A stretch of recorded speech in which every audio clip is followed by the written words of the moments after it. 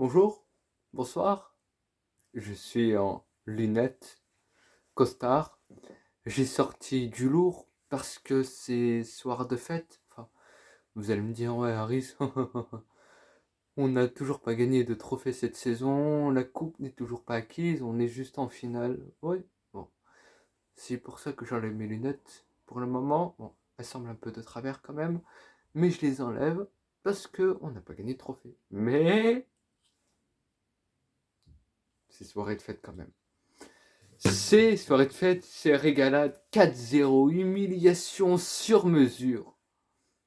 Face au Barça, c'est incroyable les amis, je suis époustouflé. Tout simplement, c'est un match qui va dans tous les sens, c'est un classico impronosticable, c'est toujours inattendu, c'est inespéré pour le Real. 3 défaites lors des derniers classicos d'affilée, et là, un 4-0 au Camp Nou, synonyme de qualification finale de Coupe du Roi, donc une finale face à Osasuna.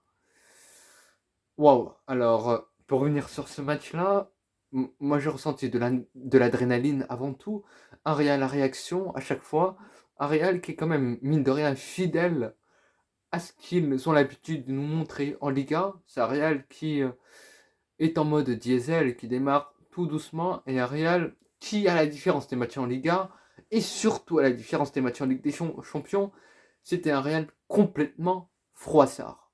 On avait peur. Et je rejoins totalement Riles, les vidéos de Riles, qui est un très bon youtubeur madrilène, je pense que tout le monde le connaît, qui dit que le Real a peur du Barça. C'est totalement vrai. Thierry Henry avait dit la même chose, je crois. Le Real Madrid est une équipe qui a cette supériorité mentale, cette domination face à toutes les équipes, les plus grandes équipes européennes, avec une maîtrise du tempo. Là, face au Barça, on a un Real qui est méconnaissable en première période. C'est à l'image du dernier match, un milieu, mais qui montre un niveau, qui affiche un niveau qui est flippant. Bon, quand je vois les 45 premières minutes, je me dis, c'est la fin de Kroos et Modric au Real Madrid. Qu'est-ce qu'il y a à faire? Tout simplement. Parce que Modric, pas d'intensité, pas de duel gagné, on est sous pression, on a peur, on n'attaque pas réellement alors qu'on a 3 attaquants. J'ai l'impression qu'on joue qu'avec seulement Vinicius qui a beau tenter, Benzema pas assez impactant dans les jeux, Rodrigo, on peut l'encenser, on peut le louer pour son efficacité, son intelligence, son placement, quand ça va bien, mais c'est vrai que c'est pas celui qui va provoquer le réveil du Real.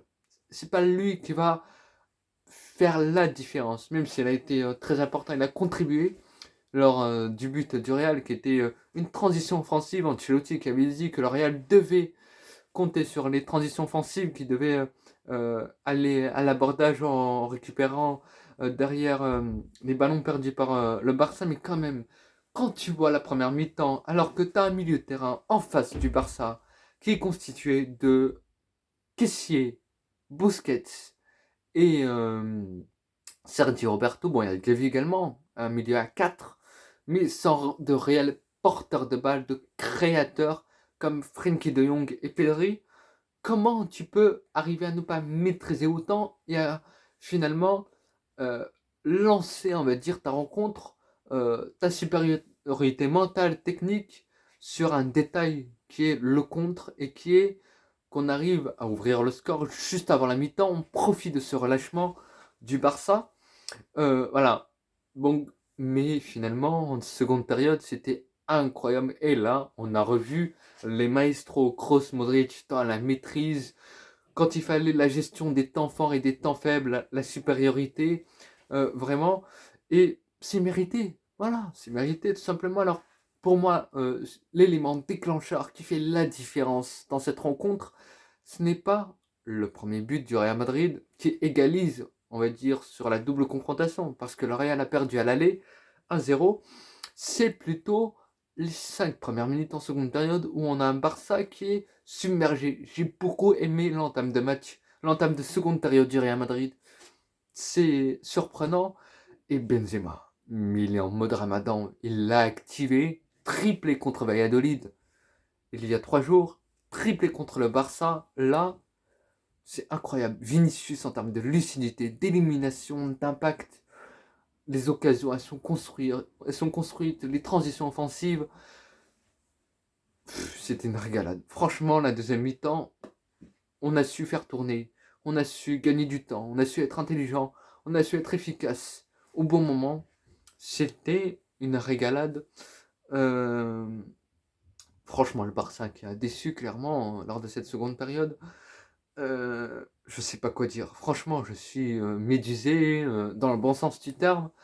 Voilà, c'est un match qui relance complètement la saison du Real parce qu'on se dit que là, bon, la Liga c'est terminé, mais là on est en finale de Coupe du Roi et on a la Ligue des Champions qu'on doit attaquer. Et là, bon, si on gagne la Coupe du Roi, si on ne fait pas saison blanche du coup sur les 3 trophées majeurs, Ancelotti, tu le gardes. Bon, je vais faire une vidéo un peu sur les entraîneurs et tout, mais Ancelotti, t'as aucune raison de le virer. Franchement, t'as aucune. Maintenant, quand même, j'étais énervé contre lui lors de la première période parce qu'au milieu de terrain, tu te dis, mais Kamavinga. Mais parlons-en de Kamavinga 2 minutes. La bravoure de ce type. Le mec ne, ne raconte pas d'histoire. Le mec ne remet pas en question les choix du coach. Quand il est là, quand on le met 6, 8, latéral gauche, alors que ce n'est pas du tout son poste, il est là, il charbonne, il répond présent, il est dans les duels, il est dans les coups, il est irréprochable. Ce n'est pas son poste, mais il te sort une masterclass. Il a été à Rafinha. J'aime beaucoup Kamavinga, je l'admire dans sa mentalité. Franchement, j'ai quoi dire de lui. Je le trouve très entreprenant, je le trouve de plus en plus mûr, de plus en plus actif, de plus en plus intelligent aussi. Il s'est pas jeté. Voilà, alors moi je trouve, ouais, en même temps fluide, balle au pied, il y a cette fluidité, il y a cette vitesse. Voilà, je me suis dit à un moment donné, mais en fait, pourquoi tu mets pas à la balle latérale gauche? C'est tout le monde qui s'est dit ça. Logiquement, on Nacho, moi je préfère Nacho pour une solidité face à Rafinha qui a été très entreprenant, qui fait des appels derrière le dos de la défense, qui est assez dangereux, qui est très actif, même s'il peut produire beaucoup de déchets. Certes, ce n'est pas Dembélé en production offensive, mais c'est quand même un joueur qui a été actif quand même sur la première période, sur le match de Liga le 19 mars dernier là. Mais je me suis dit, finalement, à la bas, quand tu réfléchis, c'est un joueur qui a pas cette vitesse, qui a pas cette vivacité, qui a pas cette jeunesse et cette fraîcheur qu'a Kamavinga. C'est surprenant. Et voilà. Après, pour parler du milieu de terrain, Valverde, j'ai trouvé un peu en dessous. Je le trouve trop transparent. Voilà. Kroos, Modric, les pauvres, ils ne pouvaient rien faire. Mais quand tu vas à la seconde mi-temps et quand tu vas à la première mi-temps, c'est le jour et la nuit.